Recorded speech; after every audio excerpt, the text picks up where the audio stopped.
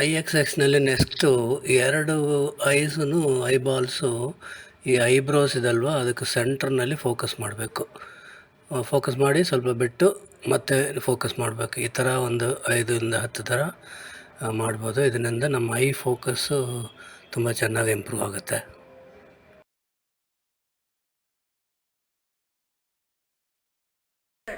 ಈ ಎಕ್ಸಸೈಸು ನಮ್ಮ ಕಣ್ಣು ಬಂದು ಜರುಗ್ತಾ ಇರುವ ವಸ್ತುಗಳನ್ನು ನೋಡೋಕ್ಕೆ ತುಂಬ ಉಪಯೋಗ ಆಗಿರುತ್ತೆ. ಇದು ಒಂದು ತಂಬು ನಮ್ಮ ಕಣ್ಣು ಮುಂದುಗಡೆ ಇಟ್ಕೊಂಡು ದೂರ ತೊಗೊಂಡು ಹೋಗಬೇಕು, ಮತ್ತು ಅದು ಕಣ್ಣು ಪಕ್ಕ ತೊಗೊಂಡು ಬರಬೇಕು. ದೂರ ಹೋಗುವಾಗೂ ಪಕ್ಕ ಬರುವಾಗೂ ಅದನ್ನೇ ನೋಡ್ತಾ ಇರಬೇಕು. ಇದರಿಂದ 2 ಕಣ್ಣು ಚೆನ್ನಾಗಿ ಫೋಕಸ್ ಆಗುತ್ತೆ. ಅದರಿಂದ ಐ ಸೈಟು ತುಂಬ ಇಂಪ್ರೂವ್ ಆಗುತ್ತೆ. ಇದನ್ನು ಒಂದು 5 ಇಲ್ಲಾಂದರೆ 10 ಸತಿ ರಿಪೀಟ್ ಮಾಡ್ಬೋದು.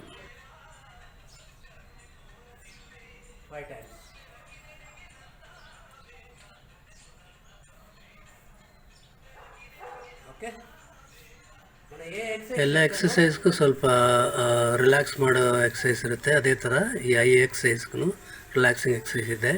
ಏನು ಮಾಡಬೇಕಂದ್ರೆ 2 ಕೈಯಿನ ಪಾಮ್ ಇದಲ್ವ ಅದನ್ನು ಚೆನ್ನಾಗಿ ಉದ್ಬಿಟ್ಟು ರಬ್ ಮಾಡಿ ಕಣ್ಣು ಮೇಲೆ ತುಂಬ ಜೆಂಟಲಾಗಿ ಪ್ಲೇಸ್ ಮಾಡಬೇಕು. ಇದರಿಂದ ಕಣ್ಣಕ್ಕೆ ಸ್ವಲ್ಪ ವಾಮಾಗಿ ಸ್ವಲ್ಪ ಹಾಟಾಗಿ ಒತ್ತಡ ಕೊಡಿದಾಗ ಆಗುತ್ತೆ. ಇದರಿಂದ ಐ ತುಂಬ ರಿಲ್ಯಾಕ್ಸ್ ಆಗುತ್ತೆ. ಈ ಥರ ಒಂದು 5 ಇಲ್ಲಾಂದರೆ 10 ಸತಿ ರಬ್ ಮಾಡಿ ಕಣ್ಣು ಮೇಲೆ ಪ್ಲೇಸ್ ಮಾಡಿದ್ರೆ ಐ ತುಂಬ ರಿಲ್ಯಾಕ್ಸ್ ಆಗುತ್ತೆ. ನೀವೇ ಫೀಲ್ ಮಾಡ್ಬೋದು.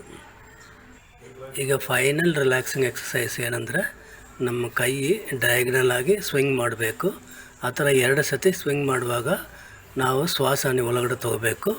ಮತ್ತು 2 ಸತಿ ಸ್ವಿಂಗ್ ಮಾಡುವಾಗ ಶ್ವಾಸ ಬಾಯಿನಿಂದ ಹೂ ಅಂತ ಹೊರಗಡೆ ಬಿಡಬೇಕು.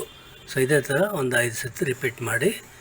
ಮತ್ತು ಈ ಡಯಾಗ್ನಲ್ ಸ್ವಿಂಗಿನಿಂದ ಸ್ಟ್ರೈಟಾಗಿ ಸ್ವಿಂಗ್ ಮಾಡಬೇಕು ಕೈನ.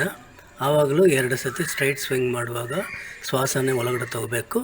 2 ಸತಿ ಸ್ಟ್ರೈಟ್ ಸ್ವಿಂಗ್ ಮಾಡುವಾಗ ಶ್ವಾಸನ ಬಾಯಿನಿಂದ ಹೂ ಅಂತ ಹೊರಗಡೆ ಬಿಡಬೇಕು.